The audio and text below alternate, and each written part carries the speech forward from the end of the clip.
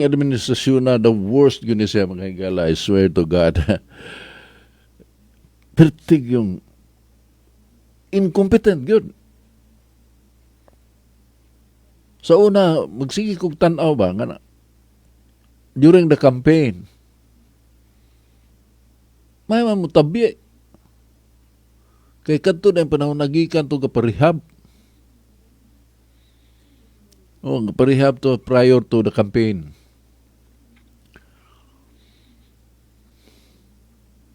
Unya, abin ako ba og personally, I presumed a lot. Kay kaning among generation, parihara may we belong to the same generation ni BBM. Wide ang among wider experience ba? Kaya nakaabot mi sa kraang panahon, una updated mi sa latest technology.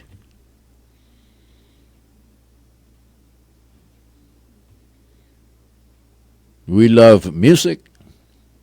We love parties. We love speed.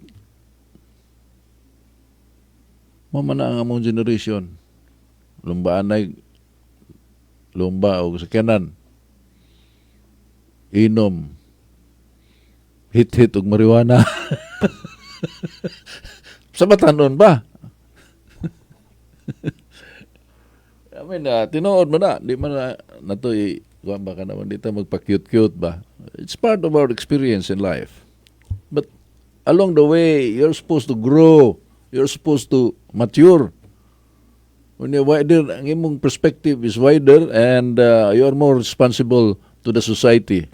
Unlike when you were young, nga kuang ka ng gakiat lang imong dagway. Oh. So mo na akong pagtuo po ni Bongbong. Di man gid ay irresponsable man gid ay. Katong salida nga kuan mga higala katong made in Malacañang. I hope nananaw mo nito. Although ang istorya nga mo to'y point of view ni Amy Marcos during the last days of the Marcoses in Malacañang before the EDSA People Power. Mo to'y ang account sa experience niya sa Malacañang dayon ng kawa sa gahom sa diktadoriyang Marcos. Anyway, dito sa mamasalida, kasabaan na si Bongbong ni sa iyang amahan. Nasaan ba si Bonggits? Gipatawag, unsay, kabaw ka unsay gihimo? Sulob og patig na, maganay pictures ana. Gasulob siya og kanang US uniform ng fatig. Dili ng locally made. Katong US gyud nga patig. Military uniform ba sa US. Nindot ka nagkog bulsa na nindot og tila. Mahalon man na. Mo yang gisulob. Kadagar malight. Gikasaban. Anong gagawin mo niyan? To protect our family. Tanawa ka, protect what? Mubo kay kuntada ba? Usa puting ga-imbitar lang ka nga pa, matyo na dito ta kay naka-armas. Pusilo na yun ta, kay bit-bit-bit ka ng Armalite. Yan na ang bright na itong amahan. Gikasaban na siya sa salida sa sine, gi-reprimand, no? Inanggawm ng imo.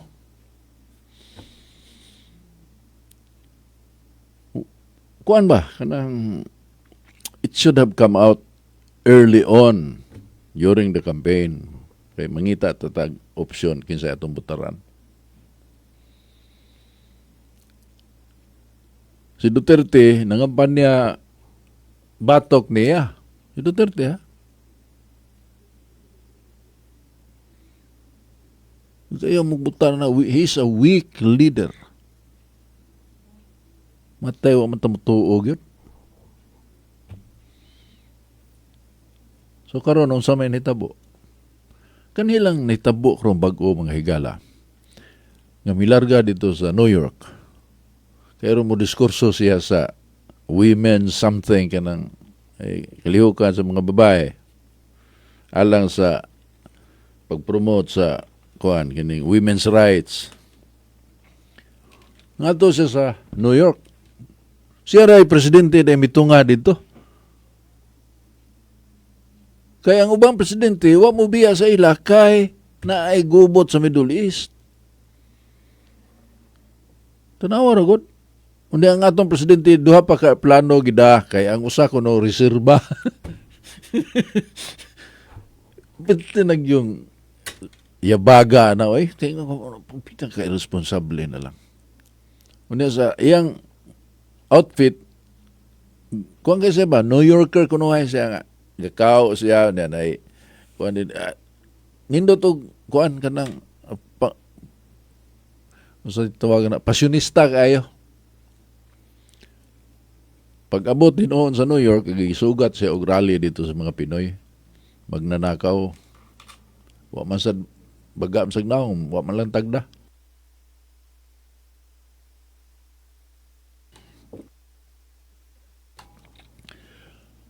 Kuang gyud kayo kanang incompetent and irresponsible. Di niya matugkad ang gravity sa situation ba. Beyond his comprehension. Galutaw man gud sa ayun na kanining tohana. Gipaskwela sa Inglaterra, Oxford University. Gipaskwela sa iyang amahan. Gusto sa amahan nga mag-abogado ni. Kaya ang amahan, imingon itong amahan mag-presidente dili abogado, maglisod. Dili epektibo kung mag-presidente nga dili abogado. Ito'y pagtuo sa amahan. Bartap na sir ko to. Gipauskwela. Political science. Ang agdi mahagbo nga kuan man kanang mikuyog na siya sa Rolling Stones. Kana ba the Rolling Stones mga igala? Legendary rock band. Kumpit-kumpit mga sa The Beatles back in the 60s. Unya anto karon naapagyapon sila. Ang namatay nila katong drummer pero si Mick Jagger, Keith Richards ug si kining usa Ron Wood. Buhi pagyapon, tukar gyapon. Tiguang na gud. Kuan lang gyapon kanang rock and roll guys gyud ba. Sinta na kapin kung edad, 62, 63. Mikuyog si Bongbong na term kana bang kuyog baboy. Kuyog baboy siya na naanay mga tao nga magsigi kuyog ng rock band. Bisag asa pa ingon mo kuyog sila. Mo itig supply og cocaine. Siya mo itig supply og cocaine sa Rolling Stones. Matod pa ni Keith Richards. Kanang lead guitar sa The Rolling Stones, mga higala. But during the time, sila kay bawa nga anak ng presidente. Sila kay bawa nga anak ng presidente si Bongbong. O niya, nakalit o ka, gidakop man. Gikidnap man, marang gikidnap. Di na kakuyo kay murag gikidnap man nya walang puntag da Rolling Stones god. Then they came to know nga ang gapakidnap day ang amahan.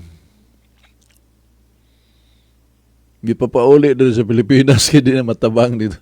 Di mo sud og klase sige kuyo-kuyo gastador kayo. Hilig mag-music. Kana bitaw mga video nga magkanta-kanta sila. Nga katong pag-birthday niya ang giimbitar ang Duran Duran. Birthday niya, Duran Duran.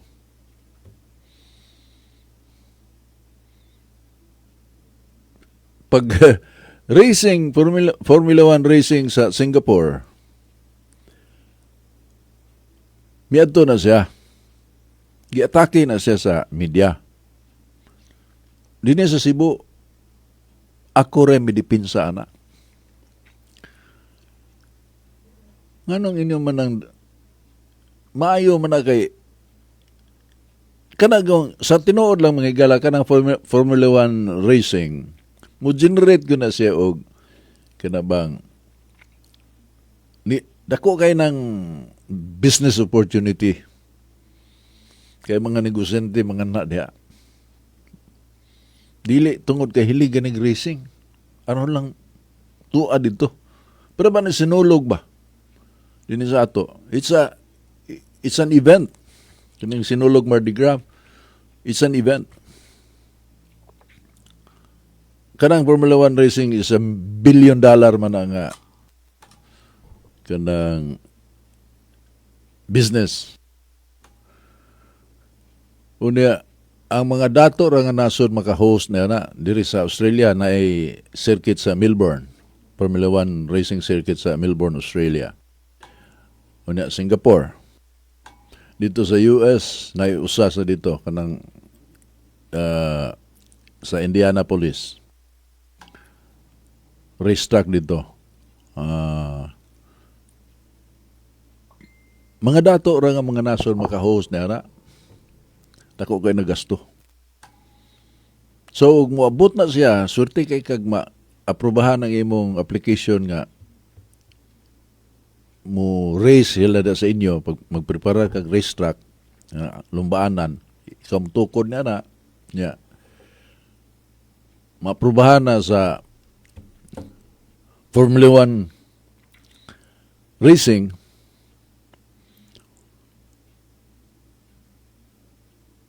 malipay ka. Pareha ng Olympics, di ba? Kanang Olympics, kuha mo na, kanang mag-bidding mo na sila, mukumpit ka sa ubang nasod nga mo-host ka because it brings in money. So, kuha kang kasabot niya na, imong atakiyon si Bongbong Marcos. Ako na nalipod ko niya. That's an opportunity kay for like pila ka 4 years siguro. Yeah, I think 4 years. Nga nahunong ang Formula 1 racing sa Singapore. Wa mo tunga ang kuan din gihunong gid ang racing tungod sa COVID-19.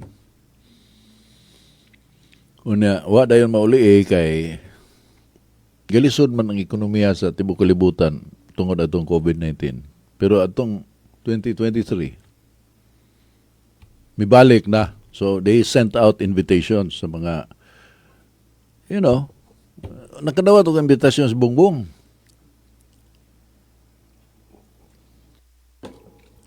Iyang gi kuan kanang iyang gi honor ang invitation. VIP siya dito. Pero ang imong tuyo nga VIP ka dito, pangimbitar og investors nga mosuod sa ato, dili ingong party lang ka diha. Awa man di ay party man. Lingo-lingo kay hilig mo sa tanaw na racing yun. Awan usik-usik sa minahog. Di tanaw ra gud. Pag linog sa norte.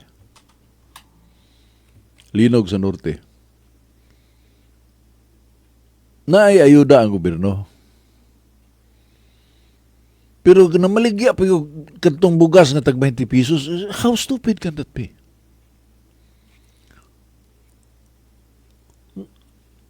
Ihatag na, So sa mga tao, kami dire, kining Society of the SBD, sige, hakot, di na ako kagigod pa doon dito sa laing gate dito, puloy mo gawas ko. Kasi sige, hakot, mga, karga ba, sige karga sa mga ihinabang dito sa north. Dito sa norte, pag-igo sa linog. Pero ang national government, maligyang bugas ng 20. Wagay, ang utok ba, wagay kasabot. Di ka tuhog sa problema. Salig lang yun sa laing tao sa iyang political career. Kaya di man na mao nga lakang sa politiko nga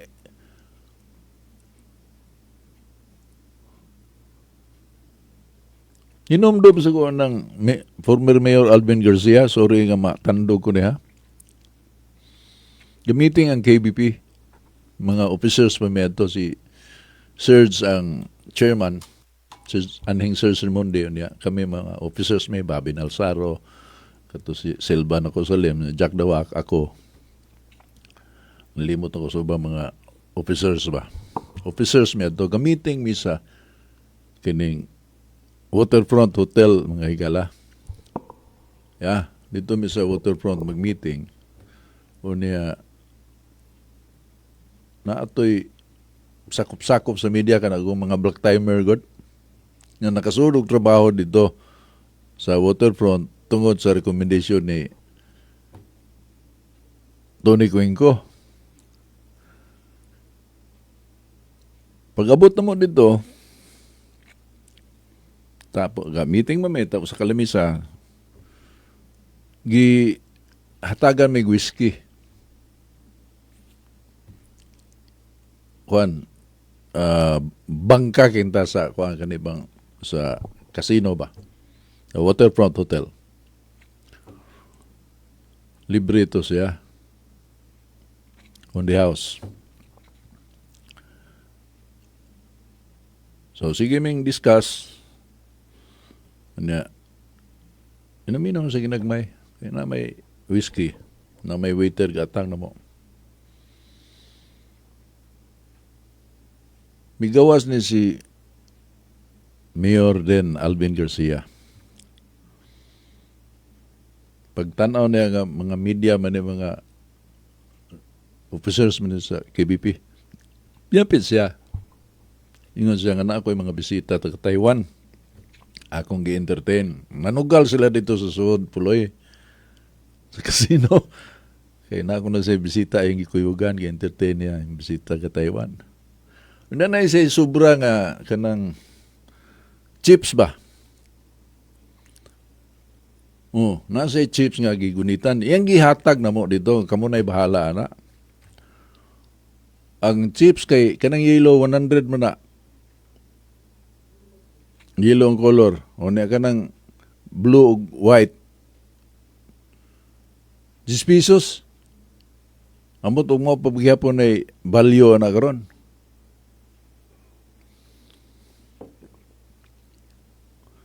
Iyang gihibilin.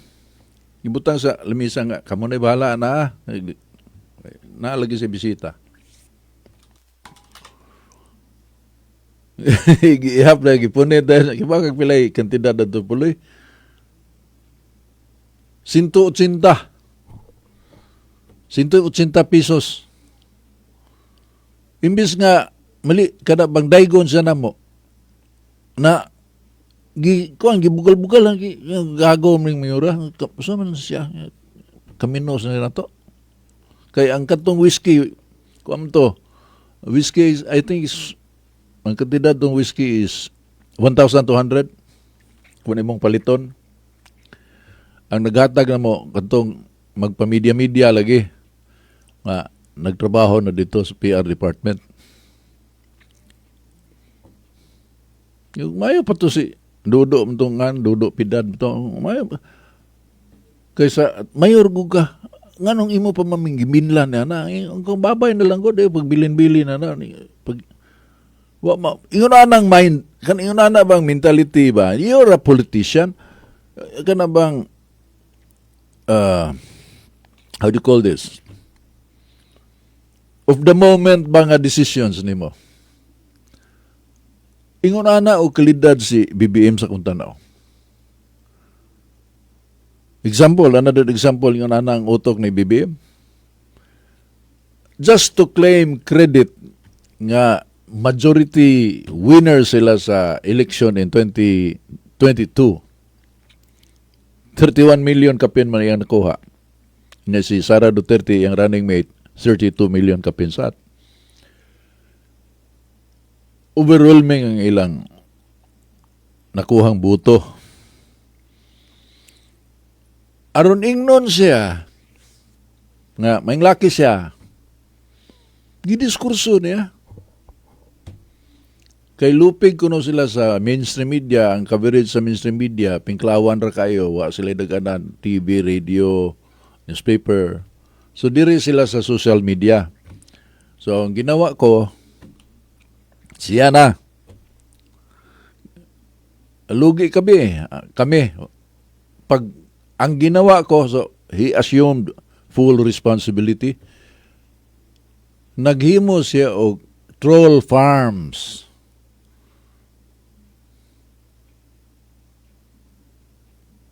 Imo din ang isulti. Aron ningnon lang siya nga ang nakapadaog nila siya kay naghimo siya og troll farms. Tanawa ra gud kung sa naka. Whether it's true or not, nganong imo man ipibaw? Ngilad na paminawon. Politiko ka. He's not even honest.